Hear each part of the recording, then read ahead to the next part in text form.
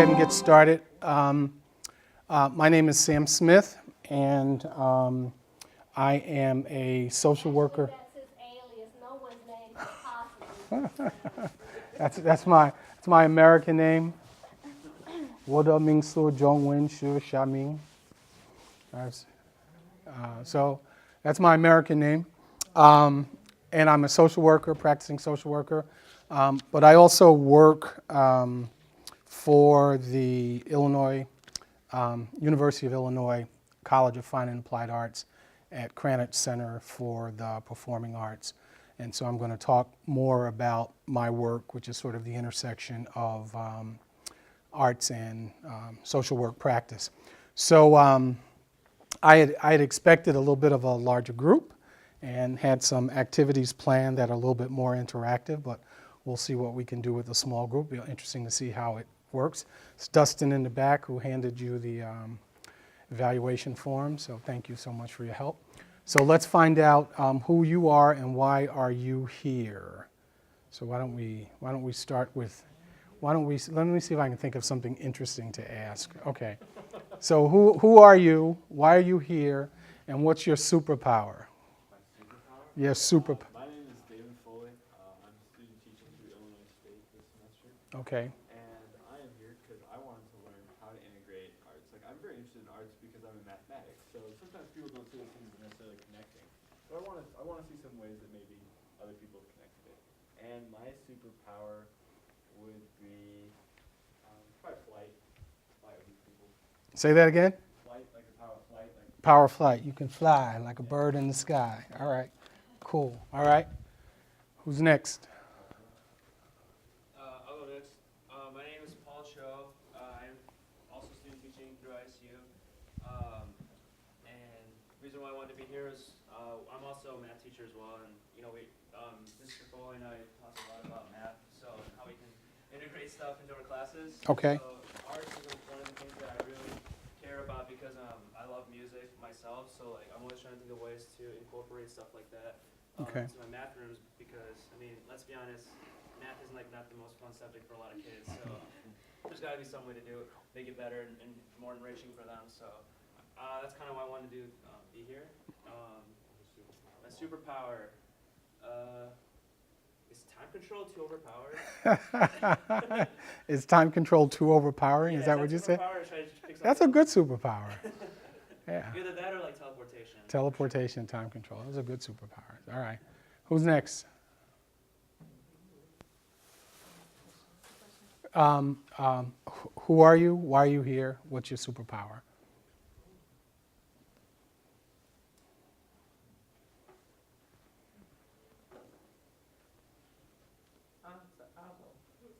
My name is Dr. Stewart, Dr. Tanya Stewart.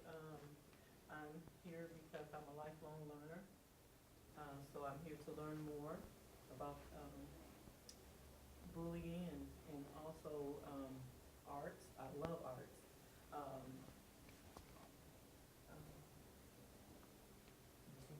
And my superpower is I'm a people person. A people person. All right. All right. Lifelong learner. Fabulous. Okay. Great. Okay. My name is Mary L. Brown. I was bullied in here. Okay. You're bullied by Mildred. All right. All right. And my superpower is I haven't learned to say no yet. Okay. All right. All right. Okay. All right. You ready? Yeah, I'm ready. You ready?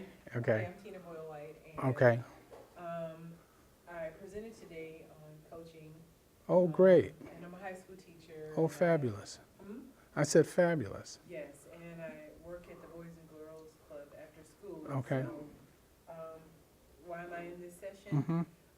It's going to give me a different lens, hopefully, to be able to work with the students. We do a lot of things, violence-free zone Mm-hmm. things, and the girls just did a project yesterday, our project, so, hopefully this will expand my Mhm. opportunity to give them some learning, fun, interactive learning in a very creative way. And my superpower is that I'm a dynamic listener. Dynamic listener. Okay. Yeah. All right. When I feel myself lulling, I'm gonna call on that. All right. I'm gonna be reaching for that. Okay. All right. Who's next? I'll go next. Okay. My name starting practicum this Oh, cool. semester. Yeah.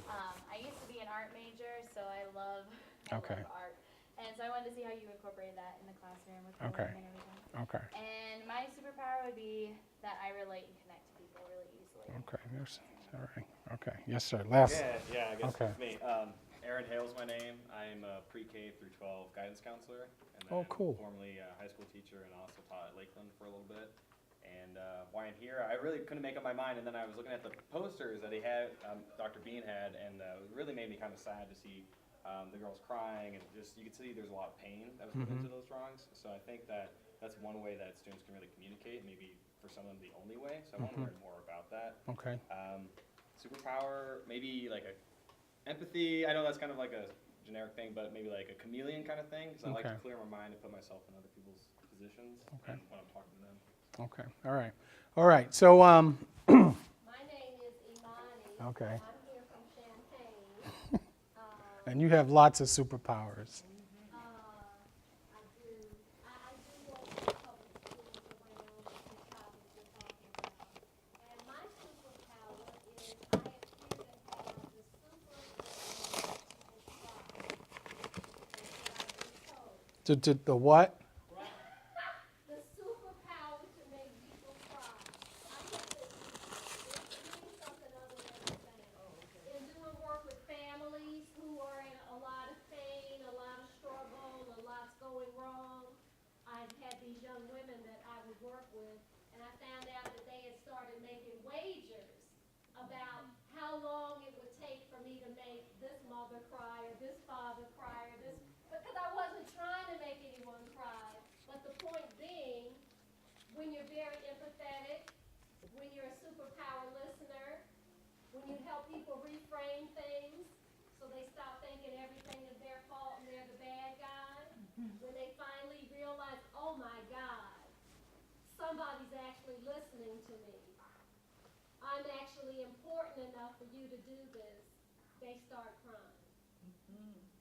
So they kept fools, but one time I remember as soon as this young man left, they were like, she just broke the record. I just went to go make one copy of one piece of paper and I came back and there he's crying. So they used to laugh at me, but That's your. kind of fun. That's a good superpower. Okay. So I had you know, there's a saying that says, if you want to make God laugh, tell him your plans. So I had an idea about how this workshop was going to go, and it's not going that way at all.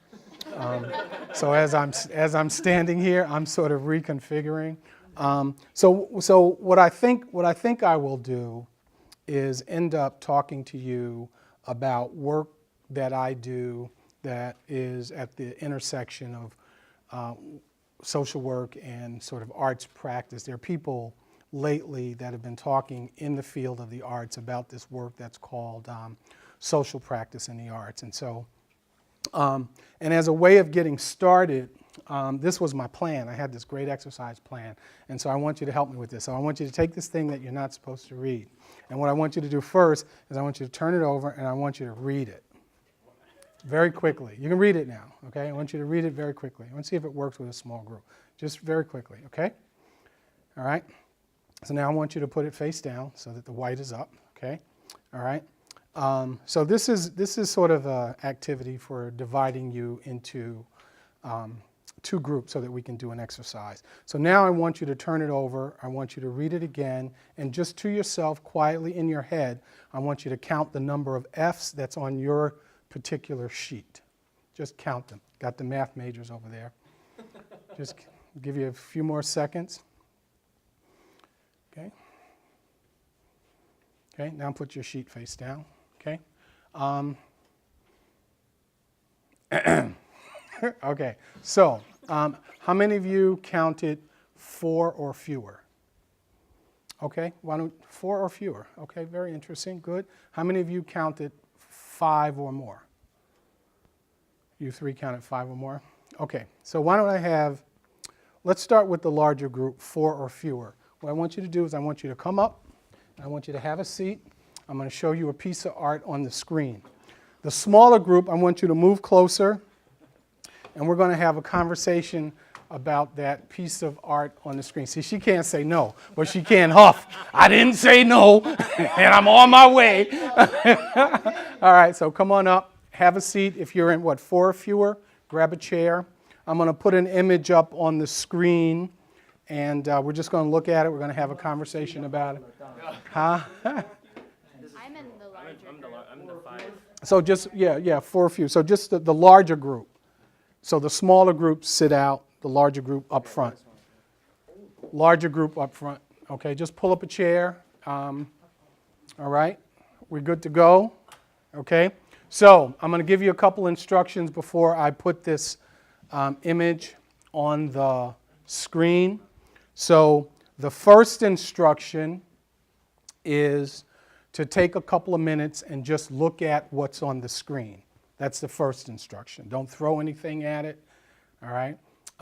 And then the second instruction is I am going to initiate a conversation and just participate in the conversation, okay? And I want the smaller group just to sort of pay attention to what goes on. All right? Can you all see that? Is it clear, focused enough for you? Okay.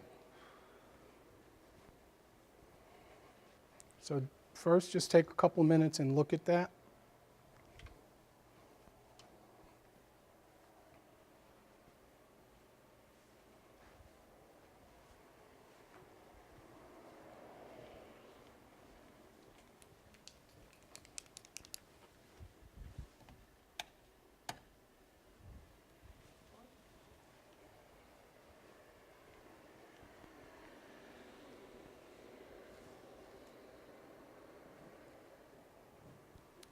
Okay.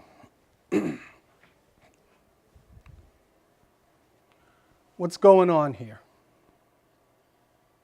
The girl in bed is sick. Okay, Yeah. the girl in bed and sick. What do you see that makes you say that that's a girl? And what do you see that makes you say that she's sick? I don't know, the hair, the facial structure. Okay. Feminine. And then there's medicine on the table, and then there's like a humidifier on the ground. Okay. A vaporizer. Okay, all right, humidifier, vaporizer on the ground, and sort of the facial structure, Yeah. size of the face. Yeah, that's kind of what I'm Okay, saying. and then the medicine. Okay. The herbal, seems like she has some herbal kind of treatment. You mean right here?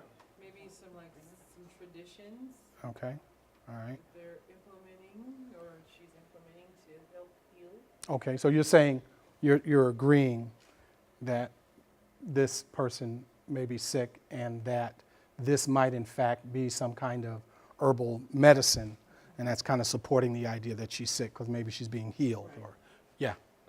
To go along with that theory, it seems like probably her mom is got this empathetic, pitying, worried look, and she's looking down at her. Okay, so you're saying that this is the mom here. And, The one who's okay, so, and you're saying that there's some kind of empathy in the face. Aren't you empathy man? Yeah. Yeah, okay. So you would be able to see that, right? Okay, so there's empathy in the face. You also talked about facial structure, and you're sort of reading the face. What do you see that makes you think that that's the mom? gray on the sides of her hair. Okay, gray hair, okay. All right. I'm going back to, I'm sorry. No, I was just gonna say in the way she's looking at her too. And, also what makes you know that, the person that's lying in bed is a woman by the shoes on the side of the bed. Okay, right, these shoes here. So initially I asked this gentleman, what did he see that made him think that that was a female? And you're saying the shoes, but then you're also saying that this kind of facial expression. I'm a chaplain, so Okay, I do what she's doing. okay, so you have, See it every day. so you have some personal experience. This feels familiar to you. Okay, okay. There's also a dress, a top and a dress. Right here? Yeah. Okay, Purse. okay, and right here? And you That said, might be that lady's purse, but you said that could be this lady's purse. Okay. You say it is. Okay, what, She's an outsider. She's like a prayer person. You know how people come in because the person's laying there. okay, The child is the child is there always in interest, Okay. wondering what she's gonna Okay, do okay, next, okay. Cause of what, could be his sister, could be his mother. who knows? Okay, okay, could be his sister, could be his mother. Now, you said about the purse, that is her purse, and it seemed like what you were saying is that is her purse because she's an outside person, Yes. which seems to like pick up on your idea of being a chaplain or being a person that comes in to heal, and that helps you think and believe that this is in fact her purse. Yeah. Okay? Yes. It looks like it's from an older time, right? Just based on the radio that they have there, and the way that the images are set up. Like the images are the photographs. Okay. It's like from the 1920s or 30s or 40s even. And then the sewing machine also looks older. So I would assume that this is an image from maybe early to mid 20th century. Okay, so what you're doing is you're sort of looking at some material and you're sort of dating the piece, right? Looking to see, now let me ask you this. Are you sort of saying the scene takes place Yes. during that period of time? I'm not sure when it was being filmed. Okay, I okay, think just based on what I'm seeing in the image, like that is when it's supposed to be set in. okay, all right. Yes, Something that might also lead into her being probably very ill, maybe like they're almost worried about her. They have like the candle lit by the Mother Mary too. right here? Okay, so that makes you think that maybe this is sort of a grave illness because there's some religious kind of figure there. Okay, that might be very serious. Okay, and you said Mother Mary. So what do you see that makes you think that's Mother Mary? It's kind of a famous kind of portrayal of just the blue kind of over her and the hands clasped and kind of. Yeah, So we might say, in addition to saying, huh? She's Catholic. So you're saying Mary's Catholic, or you're saying She's Catholic, the one in bed? yes, Okay, the one in bed is Catholic. And are you saying that because yes. there is this image of Mary? And you said famous, and so another word for that is iconic, is this sort of religious iconography. And seeing that religious iconography makes you think that the illness might actually even be more serious. When folks start burning candles on you, it's time to worry, right? Okay, yes, ma'am. Okay, so I'm going with some of my former beliefs. And, Okay. You know, they have a color that would make them look like they're Spanish. Okay, Mexican, okay. Which ties into, you know, a lot of Mexican or Spanish people are Catholic. Okay. And I'm looking at the pictures of the mom and dad. They have that Spanish, Italian. Here? Mexican, These pictures? Okay, yeah. all right. So you said that you're looking at their facial, the tone, texture, and the color, and that's making you think, and the hair, maybe that's making you think Hispanic, and then, and that made you sort of think that that connects with the Catholicism. And their ethnic or their cultural. Okay. Cultural, I don't know. Okay, so their ethnic and cultural background, okay. And the sewing machine, I would say that most likely a man would not be sewing Okay, in that time frame. okay. So are you going back to this question of whether this is a male or female? Okay, okay. So, because when you started your comment, Yeah, you said, I'm going back to, so it sounds like you had an earlier thought. Yes, Right, yes, I'm going okay, back to the sewing machine, okay. but I was kind of like Catholic. okay. And tying some things up that kind of came up in this conversation. It seemed like the new piece of information is that that they may be Hispanic, and that kind of connects with the Catholicism. Yes. Yeah, it's almost like there were these ideas, that's Mary, maybe they're Catholic, somebody's sick, and then kind of out of those ideas, then looking at the color, then this idea, oh, maybe they're Hispanic, maybe they're Mexican. And the practices, you know, this herbal ancient. Okay, right, sort of looking at that. Okay, all right, what more can you find?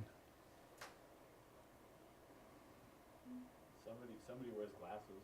Maybe maybe the girl in bed, yeah, 'cause there's glasses up. Okay, all right, so there's some Looks glasses. like somebody served in the military. Right. Okay, so looking here, someone served in the military, all right, all right. Yes, sir. I'm guessing if that is the boy's mom, that's either her dead husband or her dead father, because there is no male in this picture. Okay. And, you would think this, since it's such a serious situation, there would be some kind of male figure. if Okay. there is a boy. Okay, all right, so you're also connecting back with your idea around the gravity of the circumstance, and that if there were other family members, in particular male family member, because it's such a grave circumstance, they would be present. And because they're not present, then did you say dead? No, I you didn't. assume he's passed away. But you didn't say that. No, yeah, I did. Oh, you did? Okay, all right. I was trying to make sure I got what you were saying. And so you're saying that that could be a father to this boy. And okay, I'm going to stop that right there, and I'm going to turn this off. And I want you to stay there. Don't move. We've got about 25 minutes, and I've got another 3 hours of material. So, so the first thing that I want to do is I want to ask those of you that participated in the conversation, what did it feel like to participate in this conversation? Was there anything about it that made you feel good or made you happy? Yeah, please. I loved it because I felt like just from like going through grad school for this program, like counseling, that you remind me a lot of, because your background, just like really empathetic, you really were listening because you were repeating. Empathy man, he can see empathy, right? If there's some empathy down there in the corner, he got it, right? Yeah, okay. I loved it. I felt like, Okay. you had, like I had your complete attention, and that you were really listening to what I was saying, and you're like taking it, and you were just really like breaking it down for me, Okay. so that I could understand what I was saying too. Okay, felt like you had my attention, I was taking it in, breaking it down, felt empathic. Okay, all right. What did it feel like? What did you like? What made you happy about it? What didn't you like, for example? Well, I just enjoy the participation. I do counseling anyway, so, I mean, it was fun for me. You said it was fun? It was fun for you. Okay, okay. All right. What else? I just need to answer. Yes, ma'am. You just need to answer. You just so that's a really good. I want you to play with me no more. Yeah, you know, that's a really good question. And you know how like sometimes actors like they break character, like they step out of character. So I'm trying not to step out of character, but I swear we will come back to that. Well, okay, no, okay, we won't. I'm not going to leave it. We'll deal with that now. Let me ask you something. Let's say you were walking down the street, right, in a big city, and maybe you're walking with a friend of yours, right? And suddenly that same image popped up on the side of a building. Do you feel now that you could turn to your friend and say, oh yeah, have you noticed that there is this religious iconography in this, and she looks like she's ill, and I think it's female. Did you see the pink shoes down there? Do you feel like you know something about the piece? Do you feel like you know something about the image? Do you feel like it's familiar? Do you think you'll forget it? No. Okay. That's the answer. I won't forget it. That's the answer. So I'm gonna describe to you what that is and what's significant about that in terms of bullying and in terms of learning. But that experience that I've been paid attention to, I have been heard, other people have heard me. I mean, do you feel that? It was fun, it was interesting, you were engaged, you were thinking, you were listening to each other. So certainly the implications for teaching and learning, the implications for social learning, for emotional learning, I mean, are fairly obvious. Okay, so I want to stop there, and then I want to ask our observers, what did you notice? Just like with the whole activity, Yeah.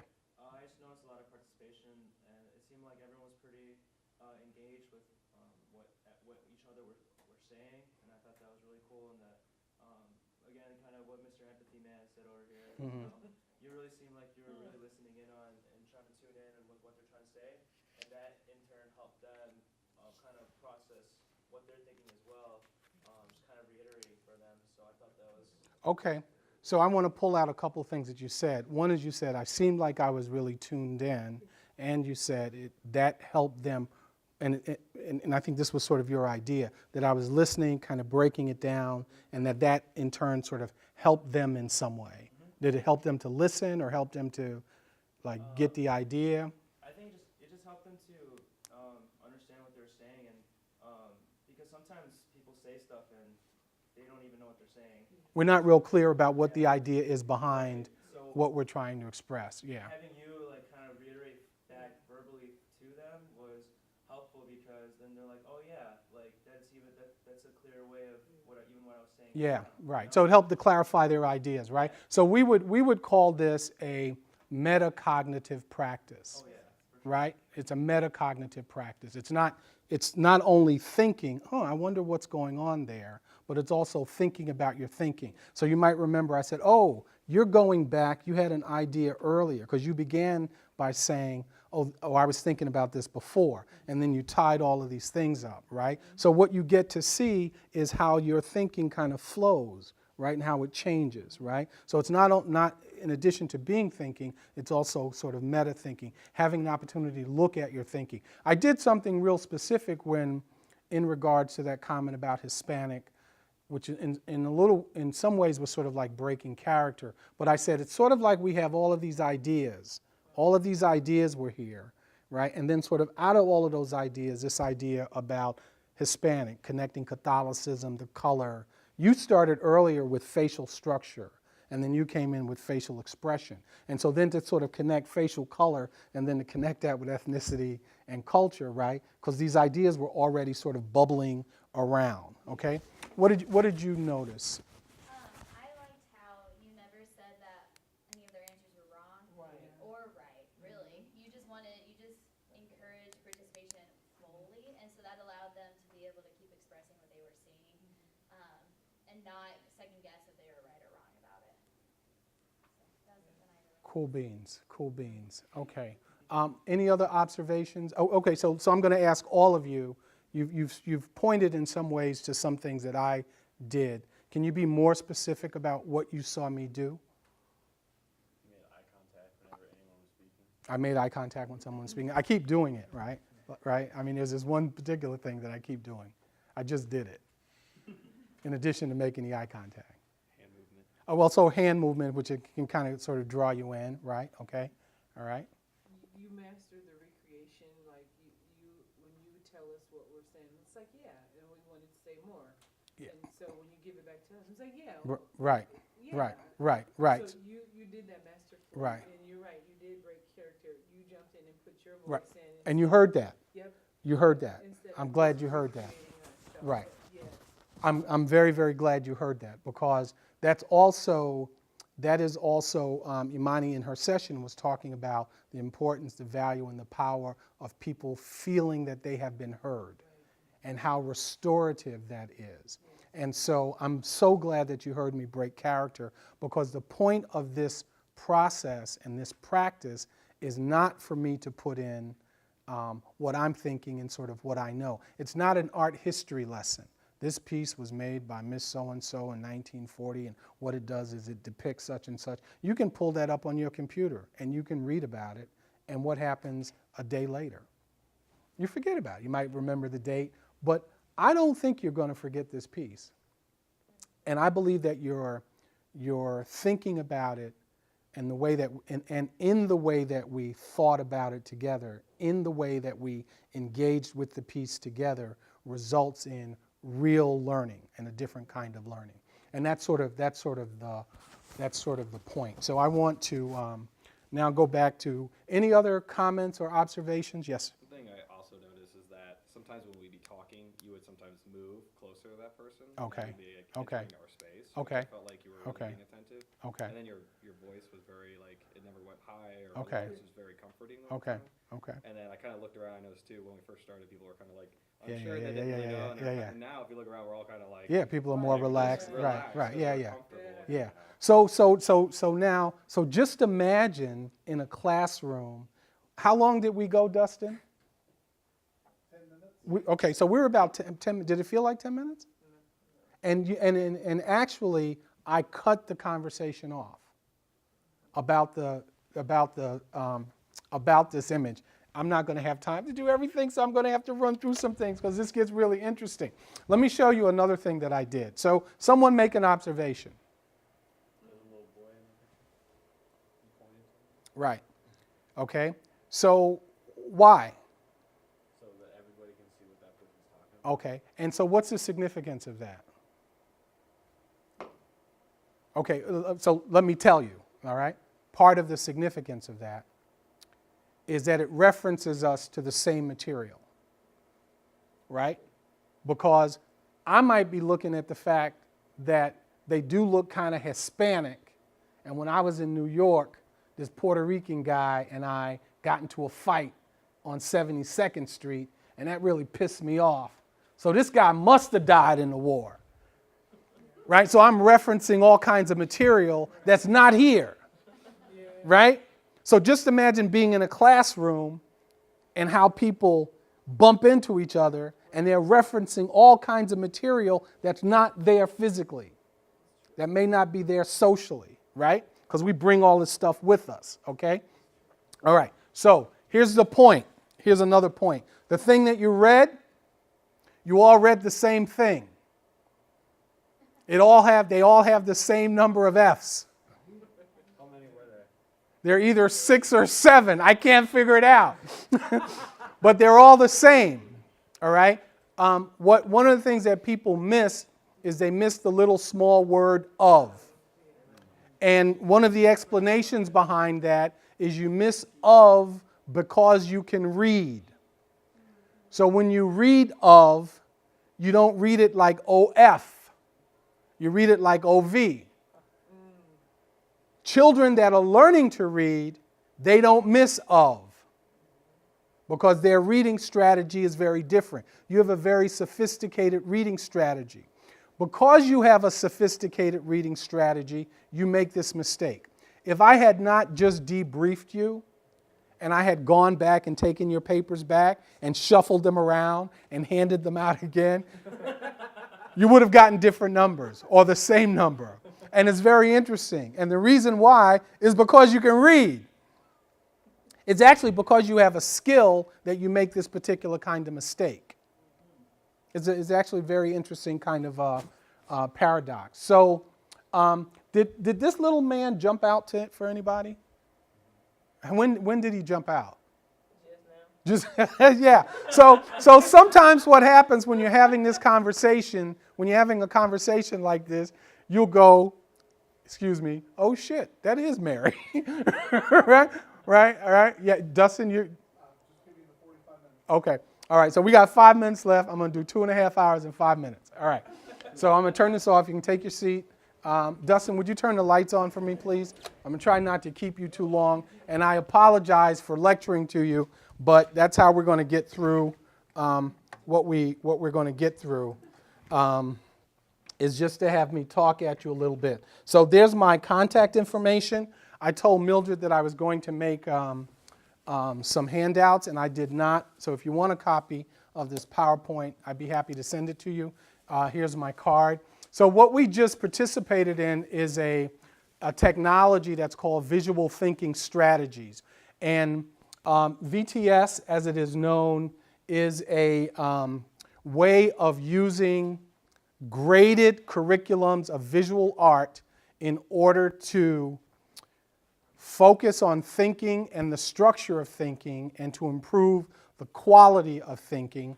It also is used as a professional teacher development exercise to help teachers focus more on student thinking than on right or wrong answers, okay? So for example, you got a couple of kids and they're fighting.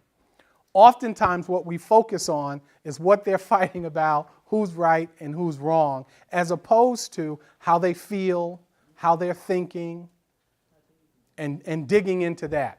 An interesting thing about the process for me is that these were my 3 questions. I began with what's going on here, and then when I got a response, I would say, what do you see that makes you say that? And then I would also ask, what more can you find? Those kinds of questions have a particular kind of impact.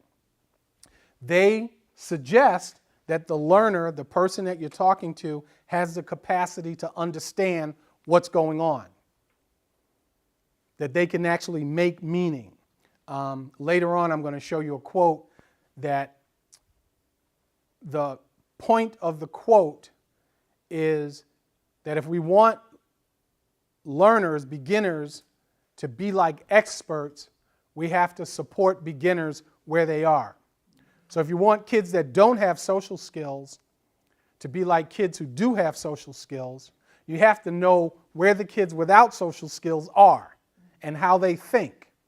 And the only way you get it how they think is to ask them how they think, instead of telling them how to think. Instead of saying, this is how you should look at this. Did you notice that Flight Man at one point began looking at the image differently? He began trying to date it, thinking about where it was historically. And I actually stepped out a little bit and said, it seems to me that what you're thinking about now is when this image might have been made.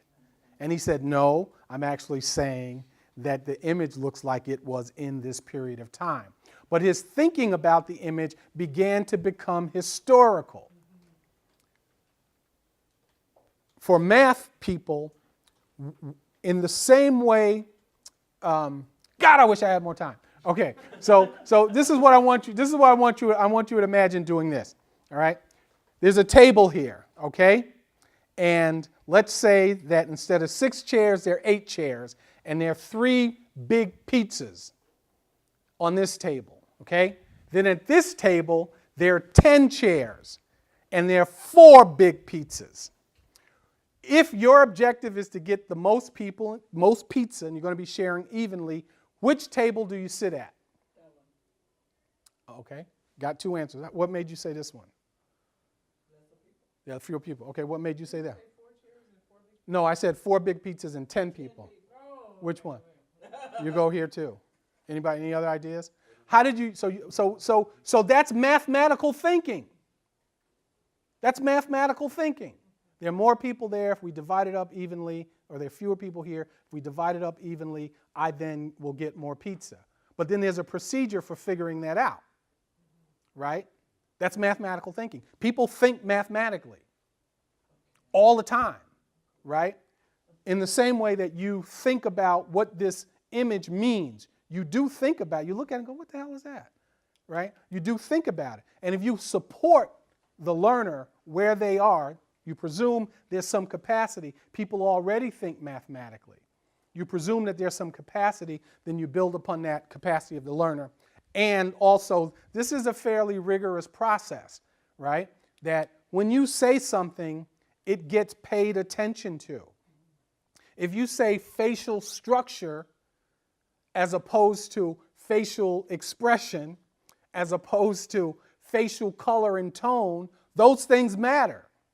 And I ask you, well, so what do you mean? Now, we could have talked about the size of her head, shape of her lips, her eyes, if we would have had that language. If we were phrenologists, right, that deal with the sort of structure, size of the skull, we would have the language for the depth in here. And I could have given you that language. There were times when I did scaffold language for you. I said, oh, that's iconic. That's religious iconography. So because you already have the idea. Now, if I give you a list of vocabulary words, how many do you remember? But if you have the idea, God, what's that word? What's that word? Iconography. You already have the idea, so then you pair the vocabulary with the existing idea. All right? But if you're trying to teach kids about empathy, I don't give a shit about him. That's where they are, right? So they may be someplace else that you can build on, which is, what are the consequences for you if you act out this idea that you don't give crap about him? Any of you newer students study Vygotsky? So you know this term of zone of proximal development. Right, this is that notion that something might not be in your grasp, but it may be in your reach. And you can participate in a certain kind of process that can put what's in your reach within your grasp. And this is a process that does that. So this is the quote up at the top that I wanted to get to. This is an idea.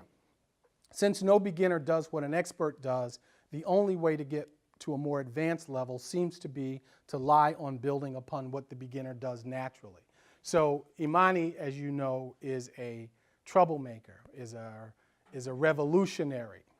And one of the great revolutionaries of the world was a guy named Paulo Freire. And if you're in education, you know Freire's work, his seminal book, Pedagogy of the Oppressed. And Freire interrogates this idea that beginners don't know anything. This idea that people are tabula rasa, that when they come into the classroom or they come in a social situation, that they are essentially blank and our job is to fill that up. And Freire says, no, that is not the case. Even Piaget, in his theories about schema and schemata, said that the infant moves through the world with a way of understanding the world. And if you know how the infant understands the world, you can build upon their inherent capacities and accelerate learning. And that's what this quote is about. We have to build upon what the beginner does naturally. Then this notion of constructivist teaching, it allows students' mental frame to evolve. Learning occurs when the learner is actively making new construction. Oh, look at the color. Look at the crosses. Look at the way she's leaning. Look at the expression on her face. What does all of that mean? That was all of you constructing meaning of a piece. I bet if you go and read about this piece, you'll still learn something about it, but I bet you will find that your observations in here were spot on. You've heard this expression if you're an educator. First, you learn to read, then you read to learn, and then you learn to learn, then you reflect on your learning. And I think that's consistent with this process. So here, these are ways that we think about the arts and the transformative capacity of the arts. We will think about the arts in terms of what we call their instrumental value. And in some ways, I'm sort of presenting that, this idea that the arts can help with test scores. Maybe scores are how well kids get along in classrooms together.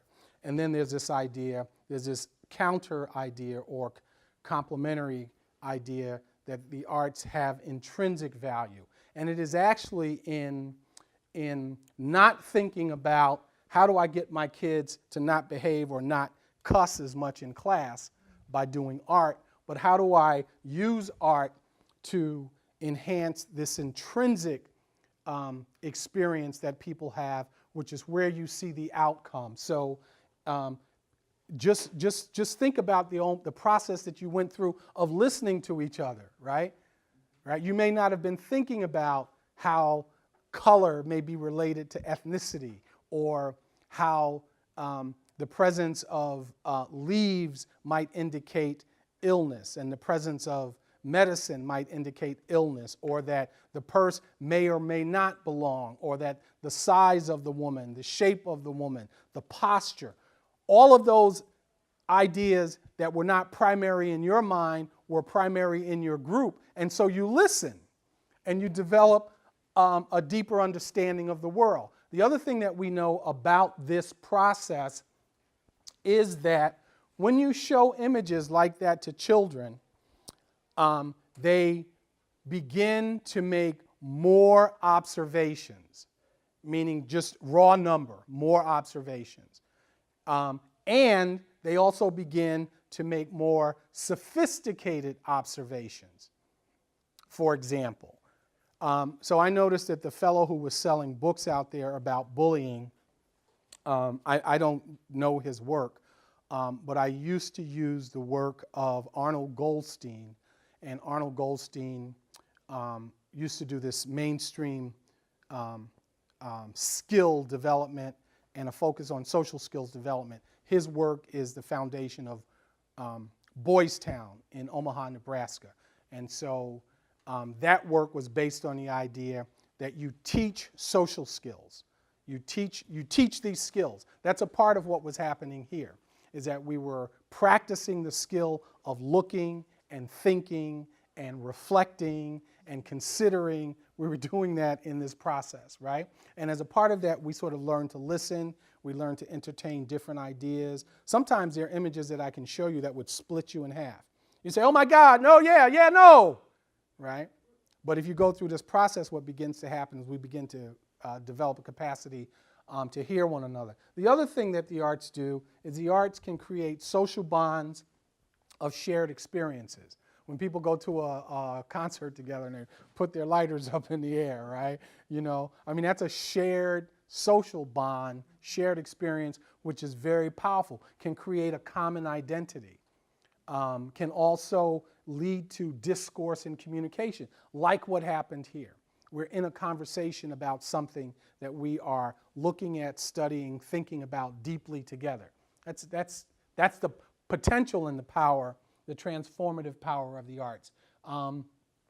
This is a slide I lifted from someone else's presentation, but part of the reason that I lifted this slide was not only because of the this is a really good example of sort of the instrumentalization of the arts. So you use the arts in order to teach STEM, which I think is erroneous. As a social worker, that's what I'm deeply interested in, though. I'm interested in, can we do more arts work that leads to less violence in families, right? But I don't think so I think that is a practice. But again, I think it's worth sort of thinking about what does it mean to think about the arts in that regard. But what I was really interested in is just the observation of this presenter. For example, art education helps students develop a personal connection and an ethical relationship to their subject. Just imagine that. Art allows the student an opportunity for failure and the ability to practice technique in order to find success. Learning to understand art teaches tolerance and respect for cultural, religious, and even extreme thinking and creating. So we were looking at people that may be from a different culture, that may be from a different time period. And part of the significance is not just about knowing what's going on in that image, but what does that mean? What does it mean that they're clothing there? What does it mean that there's that color? What does it mean that there's a cross between the two black and white pictures? Not just that those things are there, but what does that mean? So then you develop a capacity for people to look at circumstances and say, what does this mean? This is this idea around sort of looking more deeply and maybe considering not just what's happening with two individual kids, but does their gender, does their social class, how are these things operating in this circumstance? He punched him in the face. So what? What does it mean? They're in a gym and they're sparring. What does it mean? He's smaller, he's bigger. What does it mean? He's Latino, he's black. What does it mean, right? And this process begins to help us to begin to sort of look more deeply. And what happens is when people do this with art, they begin to transfer. So again, arts can increase the number of observations, helps to increase the sophistication of observations. The other thing that it does, and you all did this very, very quickly, but you can see this in kindergartners. You do this process with kindergartners, and they begin to substantiate their arguments. I believe that they are Latino because their skin color is like this, and then there's a cross, and Latinos are kind of Catholic. But that you begin to substantiate an argument in what is visible. I just don't like Latinos, right? Which is how most of us operate on beliefs that are not interrogated. Yes, ma'am. So you're trying to, which is a good idea of bringing art into a curriculum. Yes, ma'am. And bringing it as a learning material in a non-traditional way. Yes, ma'am. But if you see, coming from a system that don't believe it's a traditional system, Yes, ma'am. it would be hard because most people have failed at that because learning does come from art. Yes, ma'am. Learning does come from, especially my black kids. Right. Our kids see a culture all so differently. Music is one of the phenomenal things that they play on. They created. I remember hearing Minister Louis Farrakhan from the Nation of Islam say, "You can get rap in Iraq. Yeah, you can. You can get rap in Iran." Yeah, you can. Poor black kids in the South Bronx in 1977 have created an art form that is across the globe. That's pretty damn amazing. Yes, it is. That's pretty amazing. But we always have been amazing. Right, But it's just that we never had that freedom right, of right. expressing, and better than traditionally, we are not traditional people. We Right. never have been. So I can understand. I agree with. I know you think I talk a lot now, But I do agree. No, I wish we had more time for discussion, because I think that's where we, and I apologize for that. But I want to, you've actually sort of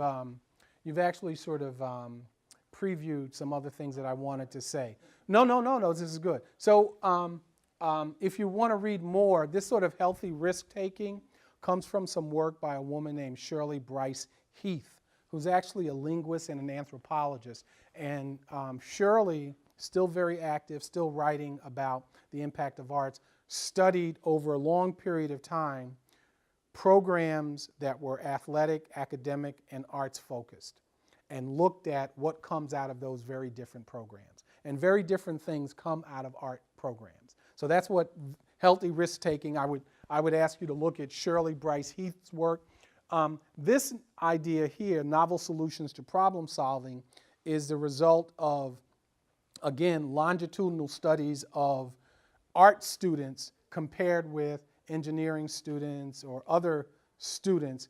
And what we find is that art students come up with novel solutions to problems. So also what we find about the arts, and this is a bit of a racist picture. These are my boys. We call them, in many places, gangs have been under such leadership attack that in many places the leadership of gangs have been dismantled, and that they're, like RICO statutes, that if I identify as a GD and I have tattoos and I'm known in that way and I get arrested for walking across the street, I can get stiffer fines because if it's a crime committed in the context of being a member of one of these kinds of organizations. So what's happened is that in many neighborhoods, you have these smaller neighborhood identified squads. They're not necessarily identified with a larger gang at any point. So this is a squad of a group that are called STOs that I'm beginning to do some work with, called Shorties Taking Over. That's what that means. And they're in a particular neighborhood, and I show this, and the reason I say it's racist is because we know in terms of education that arts engagement can have an impact on that lower quartile. And we know that black boys are not doing well in terms of test scores, graduation rates, and they keep showing up on that lower quartile. They also show up on that lower quartile when they grow up and they start looking for jobs. They're unemployed or they're underemployed. Yes, ma'am. Can you be, I don't see that as a racial thing. Okay. Because all of a sudden, I see a group of boys. Well, what's fascinating, Forming together. Yeah. And to create something, they are working together, they're engaged. That's what I wanted to show you. So what's fascinating about this and what you can't see is Imani Langston is a young African-American painter. He's probably 22 years old. He's leading this session of these what people would look at and say these little gangbangers. He's leading the session, and what they are beginning to look at is the impact of gun violence in their lives and in their neighborhood. And you can see the engagement. You can see it's just amazing. Just imagine your math students, your lower 25 quartile math students like this on math process. Okay, all right, 2 more minutes. All right, sorry about that. Here's the challenge with the arts. This is, again, Shirley Bryce Heath. This is straight out of a paper of hers. Participation must begin early and be sustained across the years. A summary of that is it has to be sustained, it has to be rigorous, and it has to be dedicated. Arts participation must involve artists who are themselves creators of art. You have to have people who know what they're doing. They must know what they know by having produced art forms that have gone before viewers, audiences, and critics. Just as a piece of information, when we were in the past looking at the inequities between boys and girls in the STEM fields, one of the things that we know about boys is they more often get given shit to take apart and break and play with. Fix their bicycles, tear apart radios, that sort of stuff. And the direct manipulation of those kinds of materials and that kind of experience leads boys into fields like physics and engineering and mathematics. In the same way that the direct participation in art in a particular way that we were doing earlier leads you into ways of thinking and viewing the world and having certain kinds of experience. So the idea of having practiced professional artists, you bring that deeper understanding of working with materials, the process of making, the decision making, or what we call problem posing in art making. So all I do is music. How do I make you feel happy? How do I make you feel sad? How do I tell a story when all I have is sound or color or movement? It's problem posing. One more, I'm going to stop here. Okay. Getting to your question about working with systems, what I've been doing over the past 4 years is sort of developing this idea of working with what I call TC4 teams. And TC4 teams are transformative, they're committed, they're capacity-changing collaborations. And this is one of my teams. That's me looking like Gandhi there. And I think the ideal team has classroom teachers with art educators, working with teaching artists, and decision-making administrator. This is the principal from this particular group that is with us at a conference where we are planning an arts, a school-wide arts engagement. And this is a classroom teacher, this is a visual arts teacher, classroom teacher, musician. That's the team. And that's how you change the system, is by engaging artists and art educators with the core curriculum and make what they do aligned with that and make it matter. It's not about having an art teacher come in to do an art activity every once in a while or once a week or every day of the week. It's about the rigorous thinking of how do we align what you can learn through arts with what you teach in mathematics or chemistry or social studies. And some subjects are a little bit easier than others, but that's from my perspective, that's an ideal team. And I'll stop there since we're a little bit over. So I apologize for taking so much time.